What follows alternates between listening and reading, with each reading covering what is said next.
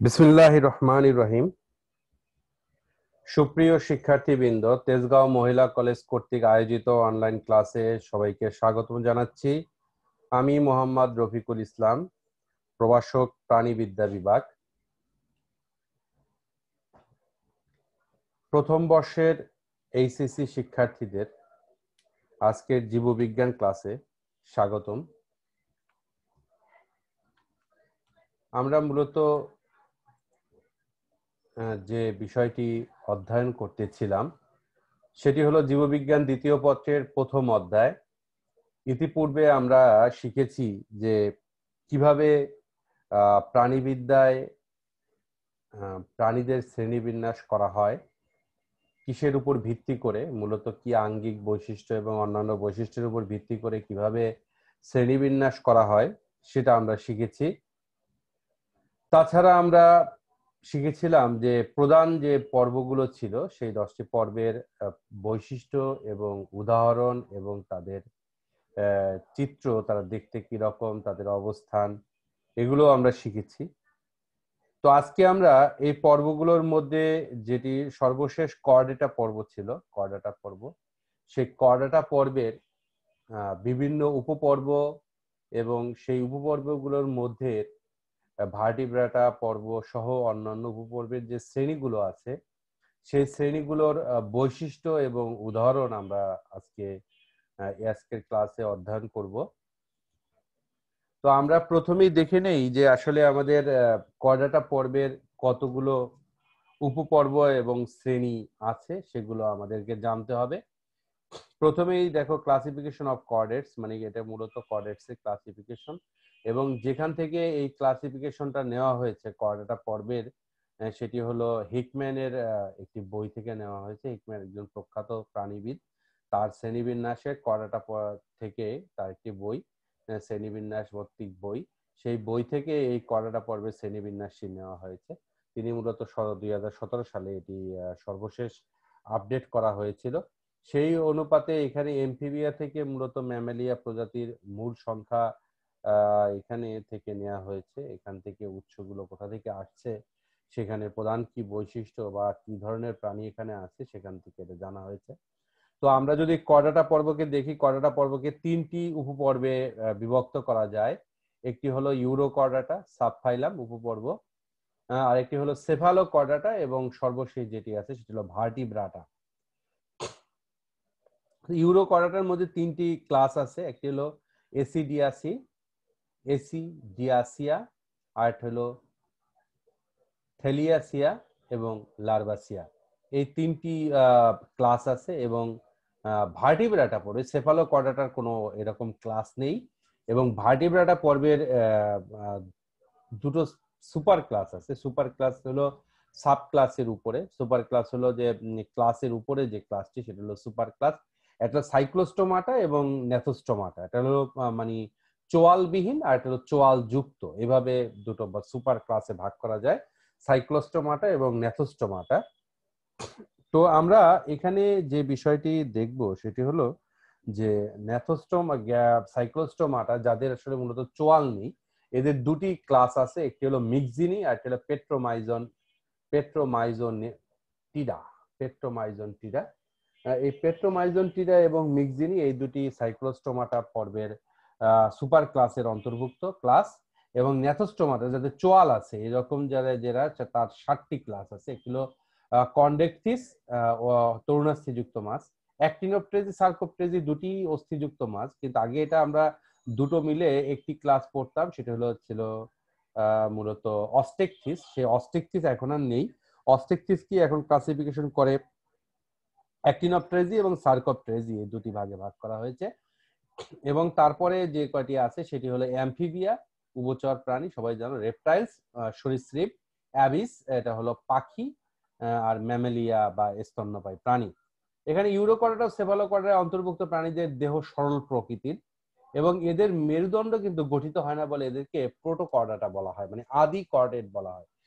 অনেক সময় এক মার্কের কোশ্চেন আসে যে আদি কর্ডেট কারা। আদি কর্ডেট মূলত ইউরোকর্ডাটা এবং সেফালোকর্ডাটা অন্তর্ভুক্ত প্রাণীদেরকে সাধারণত আদি কর্ডেট বলা হয়, কারণ এদের যে কর্ডেটটা থাকে, যে সুষমনা কাণ্ড থাকে, তা পরবর্তীতে মেরুদণ্ডে পরিণত হয় না। তো এবার দেখা যাক যে এরপরে আমরা যেটি দেখব সেটি হলো যে ইউরোকর্ডাটা। এই ইউরোকর্ডাটার এখানে যেটি আছে ইউরোকর্ডাটার উপপর্বের, ইউরো অর্থ হলো লেজ আর কর্ডের অর্থ হলো রজ্জু।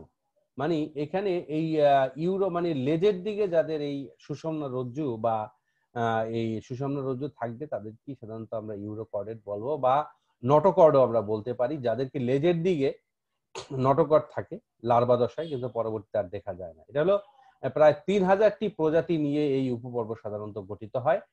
পৃথিবীর সব সমুদ্র উপকূলেই অগভীর পানিতে এদের পাওয়া যায়। কিছু প্রজাতি আছে যেমন সাইফন দিয়ে সজোরে পানি উচ্ছ্বরিত হলে হয় করে বলে এদেরকে সাগর ফোয়ারাও বলে। মানে এদের একটা দেহে বৈশিষ্ট্যপূর্ণ সাইফন থাকে, যারা কি করে, এরা পানি উপরের দিকে নিক্ষেপ করে, এজন্য এদেরকে সাগর ফোয়ারাও বলে। তার ঝর্ণা, সাগরের মধ্যে ঝর্ণার মতো তারা পানি নিচ থেকে উপরের দিকে তুলে, তাদেরকে সাগর ফোয়ারাও এই জন্য বলা হয়। তো ইউরোকর্ডাটার আরেকটা নাম কি সাগর ফোয়ারা। যদি এরকম প্রশ্ন আসে যে সাগর ফোয়ারার বৈশিষ্ট্য লেখো, তখন তোমরা সাধারণত এই ইউরোকর্ডাটার বৈশিষ্ট্য লেখো। সাইফনের বৈশিষ্ট্য লেখো, তখন তোমরা ইউরোকর্ডাটার বৈশিষ্ট্য লেখো। এর বৈশিষ্ট্যগুলো কি কি? প্রধান বৈশিষ্ট্য হলো যে পরিণত প্রাণীতে নটোকর্ড থাকে না। এটা হলো সবচেয়ে প্রধান বৈশিষ্ট্য, যে এরা ইউরোকর্ডেট না। ইউরোকর্ডেট এবং সেফালোকর্ডেট দুটিরই এটা প্রধান বৈশিষ্ট্য না, কারণ সেফালোকর্ডেটের আবার লেজের দিকে থাকে, এদের মোটেই থাকে না। এদের পরিণত প্রাণী যারা হবে তাদের কোনো নটোকর্ড থাকবেই না, শুধু লার্ভা দশায় কেবল এদের নটোকর্ড থাকে। এবং পরিণত প্রাণী নিশ্চল এবং স্থায়ীভাবে নিমজ্জিত কোনো বস্তুর সঙ্গে আটকে থাকে। মানে এরা এই যে এখানে দেখো যে এসিডিয়া যেটা আছে, এটা কিন্তু নিচে, বা এই যে এখানে দেখো এই যে মূলগুলা যেটা আছে, এটা কিন্তু নিচে পাথরের সাথে এরা লেগে আছে। এজন্য বলা হয় যে এরা স্থায়ীভাবে নিমজ্জিত কোনো বস্তুর সাথে আটকে থাকে, কিন্তু লার্ভা দশায় এরা বা মুক্ত অবস্থায় সাঁতার কাটে, কারণ তখন এদের নটোকর্ড থাকে।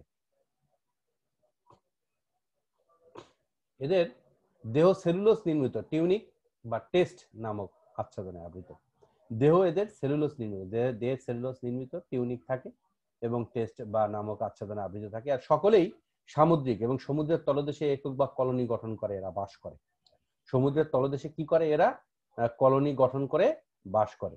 ইউরোকর্ডেটের তিনটা আবার ক্লাস আছে। একটা হলো এসিডিয়াসি, এসিডিয়াসিয়া, আর একটা থ্যালেসিয়া এবং লার্ভিসিয়া। এসিডিয়াসিয়া কারা? যাদের দেহ আবরণ সাধারণত স্থায়ী, পুরু এবং অর্ধ স্বচ্ছ, এবং পরিণত প্রাণীতে লেজ থাকে না, এটা তো কমন বৈশিষ্ট্যই।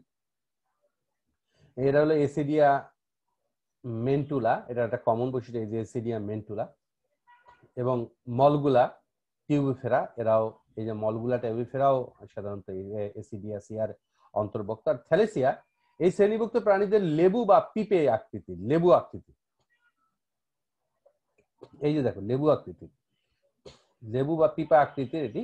দেহ আবরণ অত্যন্ত পাতলা এবং লেজবিহীন। এই যে সালফা, সালফা ম্যাক্সিমা এবং ডোলিওমা রোরাম। ডোলিওমা রোরাম এখানে নাই, যদিও এটা তোমাদের ইসে আছে, ল্যাবে আছে, তোমরা চাইলে দেখে নিতে পারো।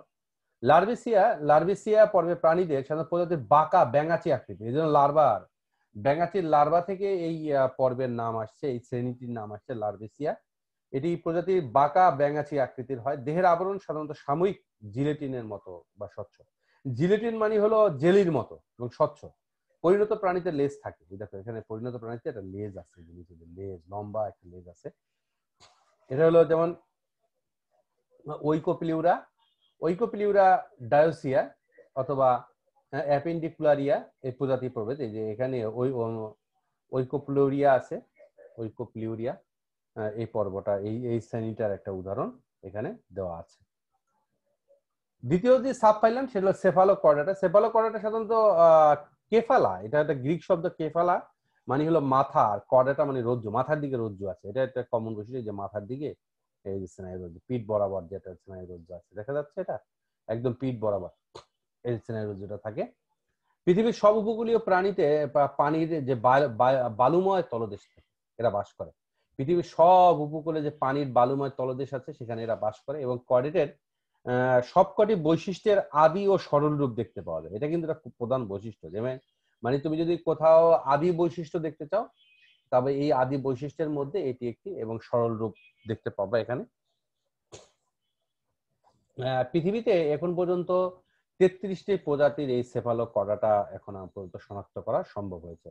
তো বৈশিষ্ট্যের দিকে দেখো, এদের দেহ লম্বা, পার্শ্বীয়ভাবে চাপা, স্বচ্ছ এবং উভয় প্রান্ত সরু। এই যে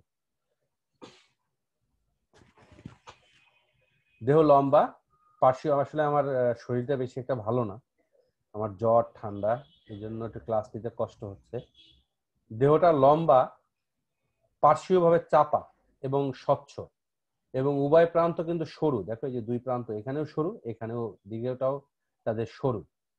দেহের সামনে অঙ্কীয় ভাবে ওরাল হুড আছে, এই যে সামনে অঙ্কীয় ভাবে ওরাল হুড গুলো এখানে থাকে এবং তাতে ওরাল সিরি আছে। এই ওরাল হুড, যেটা ওরাল হুড বলতে আমরা মুখের দিকে, যে মুখের দাড়ি বলি এগুলাকে, মুখের দিকে দাড়ি থাকবে এবং দাড়ির সাথে কিছু শ্রী থাকবে, এই যে শ্রী।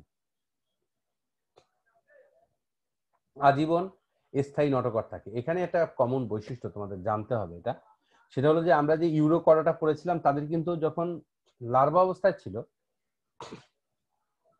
তখনই শুধু নটকট ছিল, কিন্তু পূর্ণাঙ্গ অবস্থায় কিন্তু এদের নটকট ছিল না।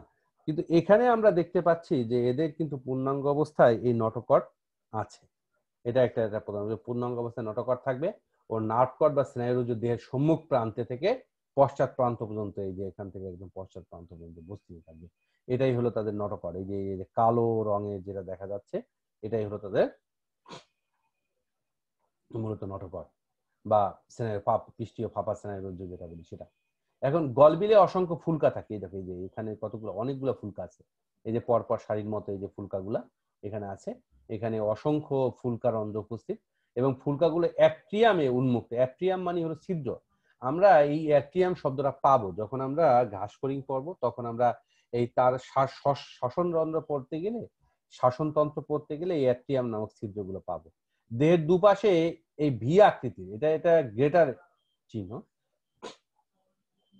আকারের মায়োটম পেশি আবার আবৃত। এই যে এখানে এই যে মায়োটম পেশি দ্বারা পুরো দেহ এরকম আবৃত থাকে। মায়োটম পেশি এই যে নিচের দিকে আছে, মায়োটম পেশি দ্বারা মোটামুটি এরা পরস্পর সজ্জিত। ব্রাঙ্কিওস্টোমা, ল্যান্সুলেটাম, ল্যান্সলেটাম, ব্রাঙ্কিওস্টোমা, ল্যান্সেটাম, ব্রাঙ্কিওস্টোমা, এই যে ল্যান্সেলেটাম, এটা খুবই কমন একটা প্রাণী। ব্রাঙ্কিওস্টোমা ল্যান্সেটাম তোমরা আমাদের ল্যাবে রাখা আছে, চাইলে দেখতে পারো। এটা অনেকটা ল্যান্সেটাম, ব্রাঙ্কিওস্টোমা ল্যান্সেটাম তোমরা আমাদের ল্যাবে আজ রাখা আছে। তোমরা যখন আমরা প্র্যাকটিক্যাল গুলো করব তখন এই প্রাণীটা তোমাদের আমি দেখাবো। এরপরের যে প্রাণীটি, যে সাবফাইলামটি, সেটা হলো ভার্টিব্রাটা।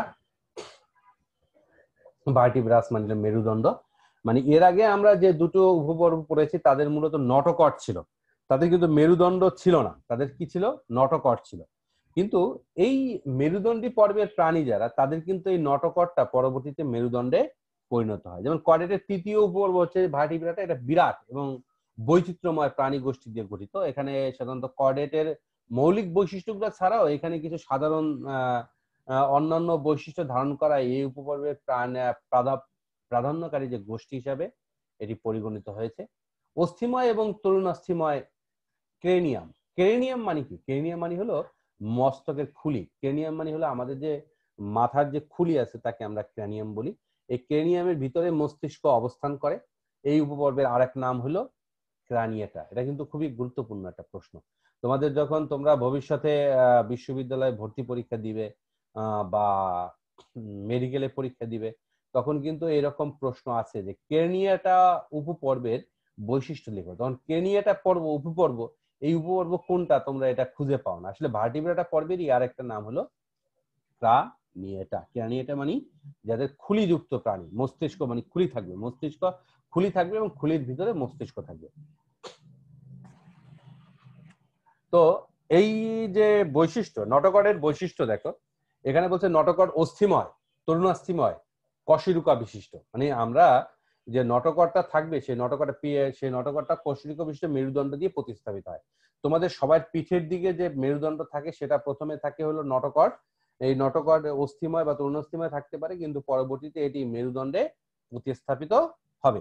এবং পৃষ্ঠীয় ফাঁপা স্নায়ুরজ্জু মস্তিষ্ক সুষুম্নাকাণ্ড গঠন করে। পিছনে যে মেরুদণ্ডটা থাকবে সেই মেরুদণ্ডের সম্মুখ দিকে মস্তিষ্ক গঠন করবে এবং মাঝখান দিয়ে এই সুষুম্নাকাণ্ড গঠন করে একদম সারা দেহের মধ্যে স্নায়ু তোমার প্রেরণ করবে। এবং এই অস্থিময় অথবা তরুণাস্থিময় যে কশেরুকা থাকে, যে সুষুম্না কাণ্ডকে ঘিরে রাখে এবং কঙ্কাল সম্মুখ প্রান্তে পরিবর্তিত হয় করটি গঠনের মাধ্যমে এই মস্তিষ্কে সুরক্ষিত রাখে।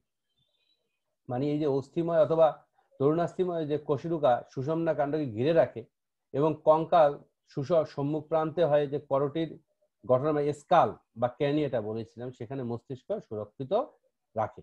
আর গলবিলের উভয় পাশে 5 থেকে 15 জোড়া ফুলকা রন্ধ্র থাকে। আর এটা সাধারণত গলবিল আবার ফুলকা রন্ধ্রে কেবল ভ্রূণ দশায় থাকে। আবার কিছু কিছু প্রাণী কিন্তু পূর্ণাঙ্গ অবস্থায়, যেমন এমফিবিয়াতে যখন জলে থাকে তখন কিন্তু তাদের এই ফুলকা থাকে, কিন্তু যখন তারা আবার স্থলে আসে, মানে পূর্ণাঙ্গ প্রাণী হয়, তখন কিন্তু এই ফুলকা পরবর্তীতে ফুসফুসে পরিণত হয়। এবং এমফিবিয়ার উপরে যে প্রাণীগুলো আছে তাদের কিন্তু আর ফুলকা থাকে না, তাদের এটি ফুসফুসে পরিণত হয়ে যায়। তবে এর নিচে যে প্রাণীগুলো আছে, যেগুলো আমরা দেখবো একটু পরেই, যে ভার্টিব্রেটা পর্বের নিম্ন শ্রেণীর যে ক্লাসগুলো আছে, সেখানে কিন্তু এই গলবিলের দুপাশে ফুলকা থাকবে। পার্শ্বীয় জোড়া উপাঙ্গ বা পাখনা বা পদ থাকতে পারে। পার্শ্বীয় জোড়া উপাঙ্গ বলতে মাছের ক্ষেত্রে এরকম পাখনা দেখা যাবে, আর উন্নত যত ক্লাসগুলোতে যে যাবে তখন সেগুলো অগ্রপদ এবং পশ্চাৎ পদে চলনাঙ্গ হিসেবে প্রতিস্থাপিত হবে। তবে ভার্টিব্রেটা পর্বের যদি কেউ স্পেসিফিক কখনো তোমাদের বৈশিষ্ট্য জিজ্ঞাসা করে যে ক্রানিয়াটা বা ভার্টিব্রেটা পর্বের স্পেসিফিক যে বৈশিষ্ট্যটা আছে সেটা তুমি বলো, তখন বলবো যে এদের যে নটকট থাকে, যদি অস্থিময় বা তরুণাস্থিময়, সেটি পরবর্তীতে মেরুদণ্ডে পরিণত হয় এবং এদের পৃষ্ঠীয় ফাঁপা স্নায়ুরজ্জু মস্তিষ্ক এবং সুষুম্না কাণ্ড গঠন করে। আরেকটি বিষয় হলো যে এদের মস্তিষ্কটা ভিতর করটির মধ্যে স্থাপিত হয়। এই তিনটি তাদের প্রধান বৈশিষ্ট্য। তা ভার্টিব্রেটা পর্ব, ভার্টিব্রেটা মেরুদণ্ডী প্রাণীদের শ্রেণীবিন্যাস। দেখো, আধুনিক শ্রেণীবিন্যাস অনুযায়ী ভার্টিব্রেটার যে দুটি সুপার ক্লাস আছে, দুটি একটু আগে আমি বলেছিলাম যে অধিশ্রেণী বা সুপার ক্লাস, একটা হলো সাইক্লোস্টোমাটা, একটা ন্যাথোস্টোমাটা। সাইক্লোস্টোমাটা কারা? সাইক্লোস্টোমাটা হলো যাদের সাধারণত মুখ বা চোয়াল যুক্ত, এই যে রাউন্ড, সাইক্লোস মানে রাউন্ড বা গোল, গোল, আর হলো স্টোমা মানে মুখ থাকবে, যাদের মুখটা সাধারণত গোল প্রকৃতির। তার দেখো প্রকৃত চোয়াল ও জোড়া উপাঙ্গ বিহীন, এদের কিন্তু আসলে প্রকৃত চোয়াল বা জোড়া উপাঙ্গ, উপাঙ্গ বলতে আমরা যেটা বুঝি যে যে পাখনা, এখানে কিন্তু জোড়া মানে উপরে নিচে বা পাশে মাছের ক্ষেত্রে যেটা দেখি, এরকম কোনো জোড়া উপাঙ্গ নেই। আর এদের সবচেয়ে প্রধান যে চোয়ালবিহীন, সাইক্লোস্টোমাটা মানে চোয়ালবিহীন, এদের দেখো যে মুখের দিকে কোনো চোয়াল নেই, এদের জন্য এদেরকে বলা হয় সাইক্লোস্টোমাটা। এই সুপার ক্লাসের অধীনে আবার দুইটা ক্লাস আছে, একটা হলো মিক্সিনি, একটা হলো পেট্রোমাইজোটিডা, পেট্রোমাইজোটিডা। তো প্রথমে আসো মিক্সিনির ক্ষেত্রে, যে একটা প্রথম যে ক্লাস এই সাইক্লোস্টোমাটার, সেটি হলো মিক্সিনি। এই মিক্সিনি বলতে আমরা বলতে মিক্সা মানে স্লিম, পিচ্ছিল আবরণযুক্ত, স্লাইম বা পিচ্ছিল আবরণযুক্ত। এই শ্রেণীভুক্ত মাছগুলো হ্যাকফিশও বলি আমি সাধারণত, এদের আরেকটা নাম আছে হ্যাকফিশ। হ্যাকফিশ, এই হ্যাকফিশ বললে তোমরা বুঝবা, বা ইল ফিশও বলি আমরা, বাইং মাছ বলা হয় হ্যাকফিশদের, আবার সামুদ্রিক বাইং মাছও বলা হয়। তো তোমরা এই হ্যাকফিশ সমুদ্র উপকূলবর্তী কোথাও গেলে তখন এ ধরনের হ্যাকফিশ প্রচুর পরিমাণে আমরা দেখতে পাই।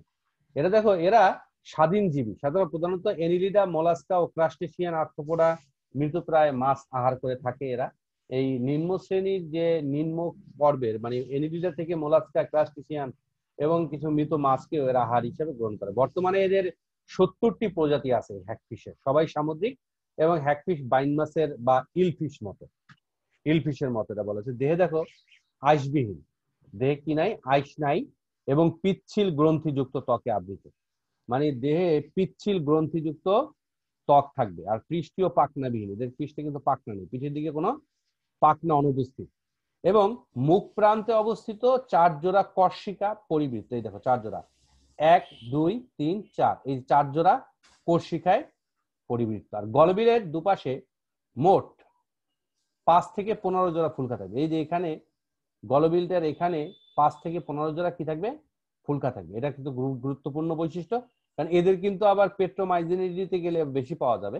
এখানে 5 থেকে 15টি ফুলকা রন্ধ্র থাকবে। এবং হ্যাকফিশের নাসিকা থলি মুখ বিবরে উন্মুক্ত, এদের যে নাসিকা আছে এটা মুখ বিবরের ভিতরে উন্মুক্ত থাকে, এবং কোনো লার্ভা দশা নেই, এটা প্রধান বৈশিষ্ট্য, এদের কোনো লার্ভা দশা নেই। তার মানে কি, যদি কোনো একটা প্রাণী এখানে পুরোপুরি ভাবে পরিস্ফুটিত রূপে আবার পুনরায় সে করে, এদের কোনো লার্ভা দশা থাকেনি, পূর্ণাঙ্গ প্রাণীর মতোই এরা জন্মগ্রহণ করে। মিক্সিনি গ্লুটিনোসা, আটলান্টিক হ্যাগফিশ এটাকে বলা হয়, আটলান্টিক হ্যাগফিশকে মিক্সিনি গ্লুটিনোসা বলা হয়, আটলান্টিক মহাসাগরে এদের বেশি পাওয়া যায়। দ্বিতীয়টি যেটি হলো পেট্রোমাইজন। পেট্রোমাইজন বলতে আমরা সাধারণত বলি পেট্রোস মানে স্টোন মানে পাথর, আর মাইজন মানে চোষণ, মানে এদের পাথরের মতো চোষণ থাকে, এটাই বলা হয়। এই জন্য এদেরকে দেখো এখানে এই শ্রেণীভুক্ত মাছগুলো ল্যাম্প্রে, আমরা বলছিলাম যে হ্যাগফিশ এবং ল্যাম্প্রে, এটা কিন্তু গুরুত্বপূর্ণ। তোমরা মনে রাখবা যে অনেক সময় কিন্তু আসে হ্যাগফিশের বৈশিষ্ট্য লেখো, মানে মিক্সিনির বৈশিষ্ট্য চায় না, বলে যে হ্যাগফিশের বৈশিষ্ট্য লেখো, তাহলে তোমরা মিক্সিনির বৈশিষ্ট্য লিখবে। আর যদি পেট্রোমাইজিনিডি, যেটা বলা হয় পেট্রোমাইজিনিডি পর্বের বৈশিষ্ট্য, তখন তোমরা এই ল্যাম্প্রের বৈশিষ্ট্য লিখবে। ল্যাম্প্রে মানে হলো পেট্রোমাইজিনিডি। এই ল্যাম্প্রে অনেক পরজীবী এদের জীবন যাপন করে, অনেকে পরজীবী জীবন যাপন করে। বর্তমানে প্রায় 41 প্রজাতির এই ল্যাম্প্রে পাওয়া যায়। আর সামুদ্রিক হলেও ডিম পাড়ার জন্য এরা মিঠা পানির হ্রদে, সাধারণত হ্রদ বলতে যে সমুদ্র তীরবর্তী যে নদী থাকে সেখানে হ্রদে আসতে হয় এদের। আর ডিম ছাড়ার পরে আবার কয়েকদিনের মধ্যেই এরা মারা যায়। এটা হলো এরা একটা খুবই দুঃখজনক একটা বিষয়, যে কোনো একটা মা যা দি যে আছে সে যদি ডিম পাড়ার পরেই সাথে সাথেই সে আবার কি করবে, মৃত্যুবরণ করবে। ডিম ফুটে অ্যামোসিস্ট লার্ভা বেরিয়ে রূপান্তরের শেষে সমুদ্রে যাত্রা করে। এখানে দেখো যে ডিম ফুটে অ্যামোসিড লার্ভা বেরিয়ে, এখানে এই যে লার্ভা যেটা সেটা অ্যামোসিড লার্ভা, এটা বেরিয়ে রূপান্তর শেষে সমুদ্রে যাত্রা করে। এটা কিন্তু খুবই গুরুত্বপূর্ণ। ডিম ফুটে বের হবে এবং অ্যামোসিড যে লার্ভাটা হবে সেটা বেরিয়ে রূপান্তর হয়ে শেষে সমুদ্রে যাত্রা করবে। আর পরিণত যে ল্যাম্প্রে থাকবে এদের দেহ সরু, দেখতে বাইন মাছের মতো, আইসবিহীন একটি বা দুটি পৃষ্ঠীয় পাখনা যুক্ত। এটা কিন্তু খুব গুরুত্বপূর্ণ। দেখো যে দেহে পরিণত ল্যাম্প্রের দেহ সরু, দেখতে বাইং মাছের মতো, আর আইসবিহীন, যেটা দেহে কোনো আইস থাকে না, এবং একটি বা দুটি পৃষ্ঠীয় পাখনা যুক্ত এবং মৌখিক চাকতিতে চোষকের ভূমিকা পালন করে। এরা চোষকের ভূমিকা পালন করে। এর চারদিকে প্রোটিনময় দাঁত অবস্থান করে। কিময়? প্রোটিনময় দাঁত চারদিকে অবস্থান করে। আর পৃথক যে ফুলকারন্ধ্র সহ 7 জোড়া ফুলকা রয়েছে এদের। এখানে দেখো 1 2 এই 2 2 4 6 7, এখানে 7 জোড়া, মানে 7 জোড়া বলতে কিন্তু এখানে 7টা বলতে তোমরা 7 বুঝো না, এই পাশে যেটা আছে ওই পাশেও ঠিক একই ভাবে আছে, এই জন্য এই দুইটা মিলে 1 জোড়া, এই জন্য 7 জোড়া বলা হয়েছে। ওখানে আগে কিন্তু 5 থেকে 15 জোড়া, আর এ আছে 7 জোড়া ফুলকা থাকবে। ল্যাম্প্রের নাসিকাথলি মুখ বিবরে উন্মুক্ত, এটা একটা উন্নত বৈশিষ্ট্য এদের।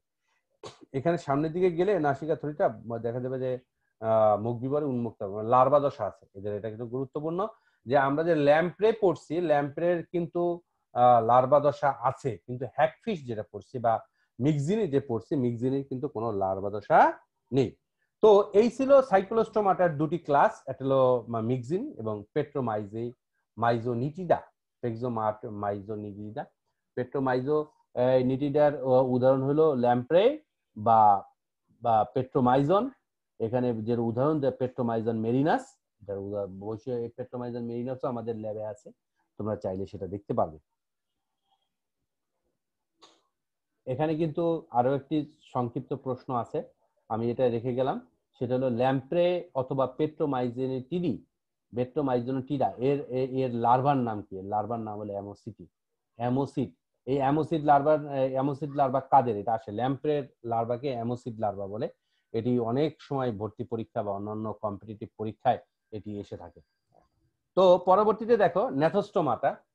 ন্যাথোস্টোমাটা যদি আমরা বলি, তো এখানে তোমাদের ন্যাথোস্টোমাটা সম্পর্কে জানতে হলে তোমাদের যে বিষয়টা জানতে হবে সেটা হলো যে এরা হলো চোয়ালযুক্ত প্রাণী। কি প্রাণী? চোয়ালযুক্ত প্রাণী।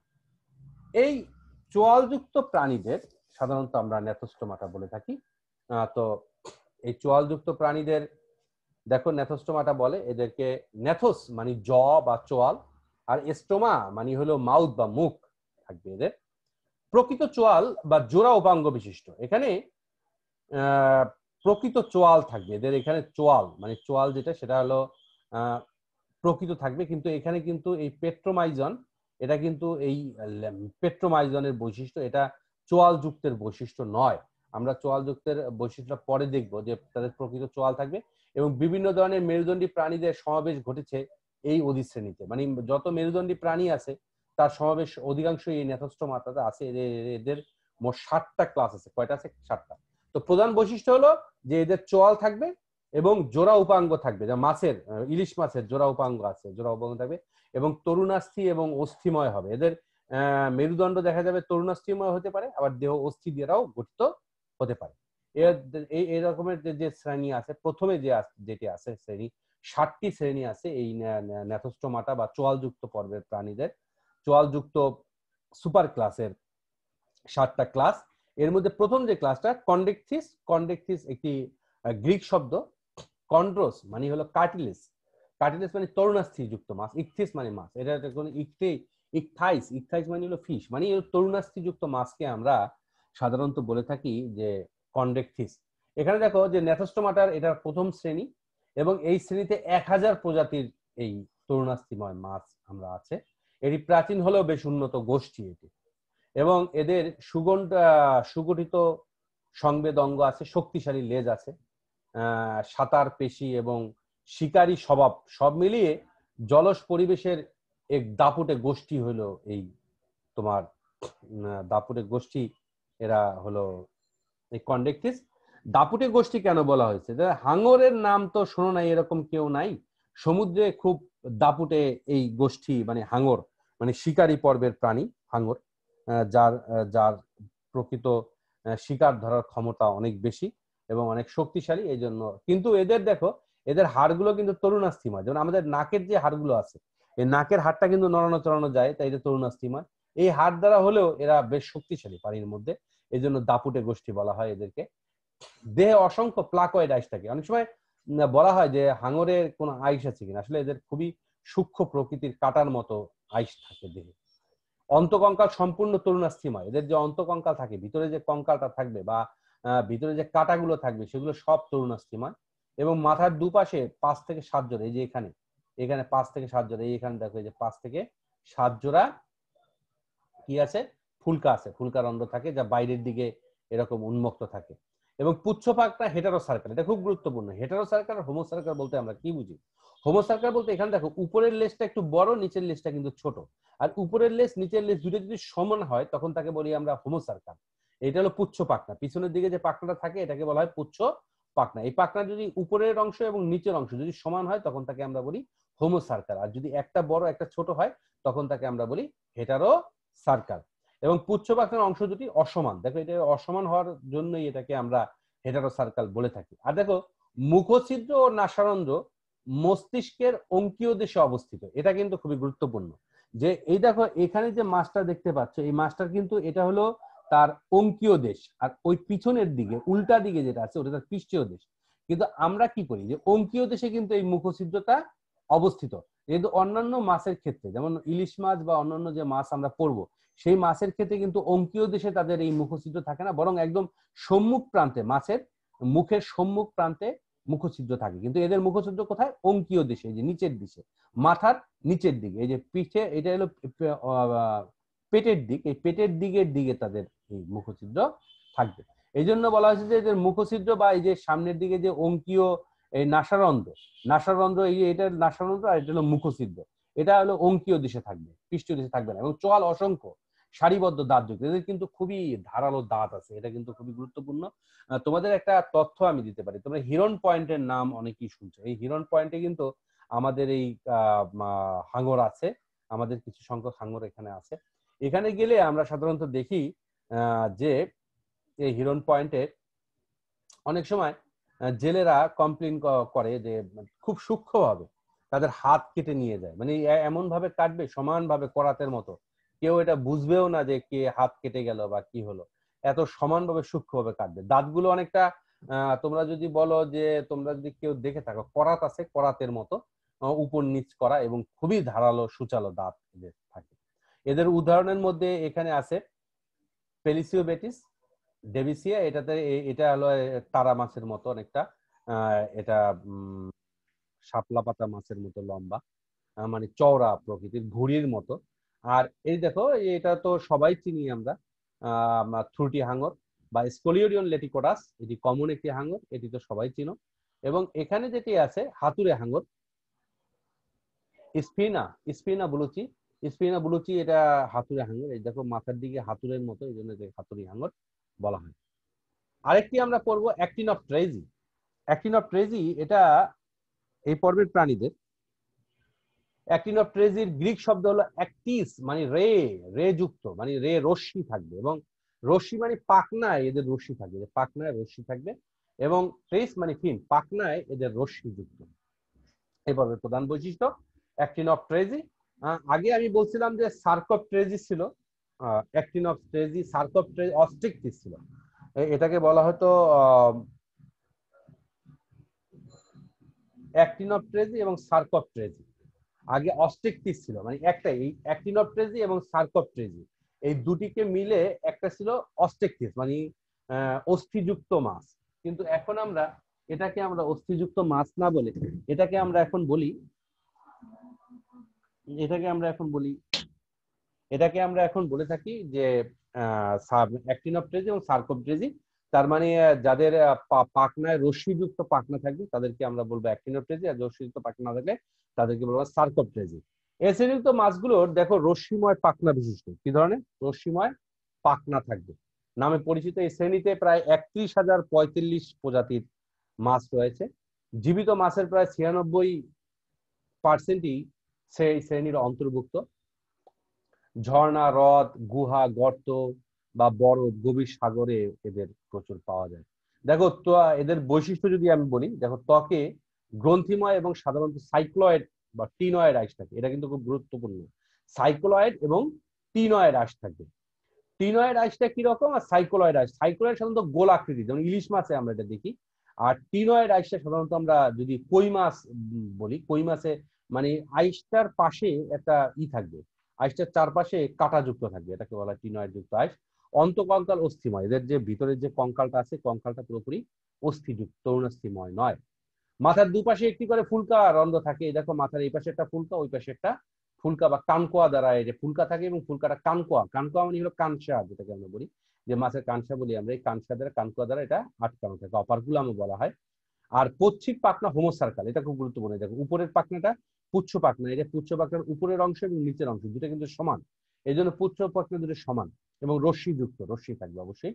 বায়ুথলি বা পটকা তো অবশ্যই থাকবে, বায়ুথলি বা পটকা থাকবে। এটা হলো টেনুয়ালোসাইলিসা, অ্যানাবাস টেসিডোনিয়াস, চান্না পাঙ্কেটাস। তো তোমাদেরকে খুবই গুরুত্বপূর্ণ এই অ্যাক্টিনোপ্রেজির আন্ডারই আমরা স্বাদু পানির বা যত মাছ দেখি, স্বাদু পানির বা তোমার অস্থিযুক্ত যত মাছ আছে সবকিছুই সাধারণত অ্যাক্টিনোপ্রেজিরই অন্তর্ভুক্ত। এরপরে যে আরেকটি শ্রেণী আছে যে আমি বলছিলাম, এটা অস্ট্রোকটিজিরই পরবর্তী আরেকটি অংশ, সার্কোপট্রেজি। এটি মূলত এই পাকনায় নাই, এটা কি বলে এই রে নাই, এই জন্য এই দুটা মাছকে এদের এখানে এদের সংখ্যা কিন্তু খুব কম, মানে 8টা প্রজাতি আলাদা ধরনের। এই 8টা প্রজাতি নিয়ে এই এই সার্কোপট্রেজি এই শ্রেণীটিকে মূলত আলাদা করা হয়েছে। তো আমরা আগে বলছিলাম যে আমরা যখন পড়াশোনা করেছি তখন আমরা কিন্তু এটাকে অস্ট্রিকটিজের আন্ডারই পড়েছি, কিন্তু এখন আধুনিক যে বিজ্ঞান সেই বিজ্ঞানে বলা হচ্ছে না। এদের কিছু বৈশিষ্ট্য খুবই ইউনিক বৈশিষ্ট্য, যেমন এই যে এদের পাখনাগুলো দেখো, এই পাখনাগুলো কিন্তু কোনো রশ্মি নেই। রশ্মি বলতে তোমরা যে কই মাছের পাখনা দেখো, কই মাছের পাখনা টান দিলে প্রত্যেকটা আলাদা আলাদা করা যাবে, কিন্তু এদের কিন্তু এরকম না, পুরোটা দেখো মাংসল প্রকৃতির। এবং এদের পুচ্ছ পাখনা একটু আলাদা ধরনের, এটাকে বলা হয় ডিফাই সার্কেল। ডিফাই সার্কেল মানে এটা পয়েন্টেড, সামনের দিকে পয়েন্টেড, দুই পাশে উপর নিচে কোনো ডিফাই করা যায় না, ডিফাই করা যায় না, মানে কোনো তুমি এখানে যে ডিফাইন করবে, আলাদা করবে সেই সুযোগ নেই। এই কারণে এই 8 প্রজাতির মাছকে নিয়ে এই আলাদা একটা শ্রেণী করা হয়েছে, যার নাম হলো সার্কোপট্রেজি। মূলত এদের বলা হয়েছে এই মাছকে পিণ্ডাকার বা পাখনা বিশিষ্ট মাছ বলা হয়, যে পিণ্ডাকার পাখনা বিশিষ্ট, পিণ্ডের মতো পাখনা বিশিষ্ট মাছ বলা হয়। এই শ্রেণীদের কোনো মাছ থেকে চতুষ্পদী বা স্থলচর প্রাণী হিসেবে উভচর প্রাণীর আবির্ভাব ঘটেছে। এটাও কিন্তু একটা বিবর্তনের বৈশিষ্ট্য, ইভলিউশনের বৈশিষ্ট্য বলি আমরা। কারণ আমরা সার্কোপট্রেজির পরেই আমরা সাধারণত যেটি পর্ব সেটা হলো আমরা পর্ব হলো ব্যাঙাচি বা অ্যামফিবিয়া পর্ব। এখন বলা হচ্ছে যে উভচর পর্বটা, উভচর পর্বের যে ব্যাঙাচি থাকে, ব্যাঙাচির সাথে কিন্তু এর বেশ মিল আছে। ইভালুয়েশনের বৈশিষ্ট্য পড়ার জন্য এই ইভালুয়েশন যখন আমরা বিবর্তনের ধারা অব্যাহত রাখার জন্য এই শ্রেণীটিকে মূলত এই জন্য আলাদা করা হয়েছে। যদিও এখানে মাত্র 8টি প্রজাতি পাওয়া যায়। এই গোষ্ঠীর কে আবার লাংফিশ বলা হয়। লাংফিশ কেন, এই প্রশ্নটা তোমাদের থাকতে পারে যে স্যার মাছ তো সবই ফুলকা যুক্ত, মাছের আবার লাং বা ফুসফুস কেন আসবে? সেটা হলো যে আফ্রিকা, দক্ষিণ আমেরিকা এবং অস্ট্রেলিয়ায় সাধারণত এরা বিস্তৃত। এদের দেখো কেন এদের লাংফিশ বলা হয়, এরা এদের যে পটকা থাকে সেটা রক্ত তালিকা সম্পূর্ণ এবং শ্বসন ও ভেসে থাকতে সাহায্য করে। এরা সাধারণত অল্প পানিতে বা যে কর্দমাক্ত জায়গায় এরা থাকতে পারে, মানে যেখানে পানি নাই সেখানে কিন্তু এরা শ্বসন কাজের জন্য ফুলকা ব্যবহার করতে পারবে না। সেই ক্ষেত্রে এরা কি করে, যে এই যে পটকাটা যেহেতু রক্ত তালিকা সমৃদ্ধ, সেহেতু এরা কি করতে পারে, তখন তারা এরকম পানি শূন্য অবস্থায়ও এরা বেশ কিছু সময় বেঁচে থাকতে পারে এবং অর্ধ পানি বা কর্দমাক্ত জায়গায় বেঁচে থাকে বলে এদেরকে লাংফিশ বলা হয়। অন্যদিকে সিলাকান্ত নামে পরিচিত এই দুই প্রজাতি আবার ভারত মহাসাগর এবং ইন্দোনেশিয়ায় পাওয়া যায়। তো মূলত এদের কিন্তু আফ্রিকা, দক্ষিণ আমেরিকা, অস্ট্রেলিয়ায় পাওয়া যায়। কিন্তু এদেরকে মূলত এই তোমার অন্যদিকে ভারত মহাসাগর বা ইন্দোনেশিয়া উপকূলেও এদের বিস্তৃত। তো এদের যদি বৈশিষ্ট্য দেখো, যে গ্যানয়েড আইস থাকে। গ্যানয়েড আইসটা কি রকম? গ্যানয়েড বা বহিঃস্তরে গ্যানয়েড আবৃত, জ্ঞানের এই যে গ্যানয়েড যুক্ত বাইরের দিকে এদের যে মানে আইসটা আছে সেগুলো গ্যানয়েড যুক্ত ধরনের আইসে আবৃত এবং অন্তকঙ্কাল অস্থিময়। এটা কমন, অ্যাক্টিনোপ্টেজিস সার্কোপ্টেজিস দুটারই অন্তকঙ্কালটা সাধারণত অস্থিময় এবং মাথার দুপাশে দুটি করে ফুলকারন্ধ্র থাকে, এই যে এই পাশে একটা ওই পাশে একটা, যা কানকুয়া দ্বারা আবৃত থাকে। এটাও অ্যাক্টিনোপ্টেজিস সার্কোপ্টেজিস কমন বৈশিষ্ট্য। কিন্তু এদের যে পটকা থাকে সেটা কিন্তু রক্ত তালিকা সম্পূর্ণ এবং শ্বসন ও ভেসে থাকতে এদের সাহায্য করে, এটা কিন্তু ইউনিক বৈশিষ্ট্য। এবং এদের এদের প্রধান যে তিনটা বৈশিষ্ট্য, সেটা হলো গ্যানয়েড আইস, পটকা এবং ডিভাইস সার্কাল, পুচ্ছ পাখনা। লেজটা ডিভাইস সার্কাল প্রকৃতির, মানে পুচ্ছ পাখনা দুটি একীভূত হয়ে গেছে, মানে আলাদা করা যায় না, অভিন্ন এবং নমনীয় যুক্ত হিসাবে লেজ ঘিরে অবস্থিত। এর মধ্যে একটা সিলাকান্ত মাছ, যেটাকে আমরা বলছিলাম যে এটা সাধারণত ভারত মহাসাগর বা ইন্দোনেশিয়ায় পাওয়া যায়। সিলাকান্ত মাছ। লেটিমেরিয়া লেটিমেরিয়া চালুমনি, এটা বলে লেটিমেরিয়া চালুমনি। এটা খুবই ভারত মহাসাগর এবং ইন্দোনেশিয়ায় এটা প্রচুর পরিমাণে পাওয়া যায়। আরেকটি হলো অস্ট্রেলিয়ান, যেটাকে আমরা লাংফিশ বলি, সেটা হলো নিউ সেরাটাস। নিউ নিউ সেরাটেরাস এই ফ্রস্টেরি, নিউ সেরাটেরাস ফ্রস্টেরি, এটা আফ্রিকা, অস্ট্রেলিয়াতে বেশি পাওয়া যায়। লাংফিশ হিসেবে এটি পরিচিত, অস্ট্রেলিয়ান লাংফিশ, নিউ সেরাটেরাস। এই দুটি 8টি প্রজাতির মধ্যে এখানে দুটি প্রজাতি সম্পর্কে আমি উদাহরণ দিলাম। তো তোমাদের আজকে এ পর্যন্তই থাক। আমি এর পরবর্তীতে অন্যান্য যে ক্লাসগুলো আছে ভার্টিব্রেটা পড়ে সেই ক্লাসগুলো তোমাদের দেখানোর চেষ্টা করব। তো সবাই সুস্থ, সুন্দর ও ভালো থাকবে এবং নিয়মিত পড়াশোনা করবে। তোমাদের পরীক্ষা খুব সন্নিকটে, অনলাইনে পরীক্ষা হবে এবং পরীক্ষাটা অবশ্যই এমসিকিউ পদ্ধতিতে হবে। এই ছোট ছোট বিষয়গুলো দিয়েই তোমাদের পরীক্ষা সাজানো হবে। তো তোমরা সবাই ভালো থাকবে, সুস্থ থাকবে, এই কামনা করে আমি আজকের মতো আমার ক্লাস শেষ করছি। ধন্যবাদ সবাইকে।